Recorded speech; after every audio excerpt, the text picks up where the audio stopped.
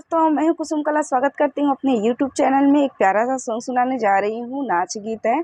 तो चलिए सुनाते हैं और सुनिएगा ज़रूर।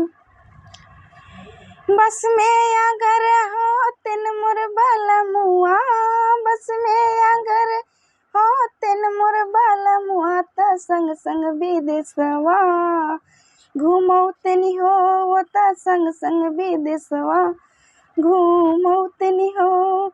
अपना त घूमाई देशा विदेशवा, अपना त घूमाई देशा विदेशवा, हमके गंवारन बोलावई हो, त हमके गंवारन बोलावई हो।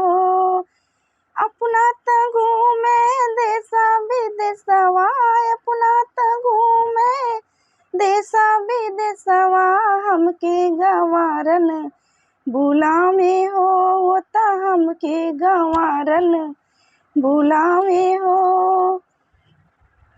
हमके त छोड़े सासू ससुर संग, हमके त छोड़े सासू ससुर संग, बोले घुंघुटवा में रहना हो, त बोले घुंघुटवा में रहना हो।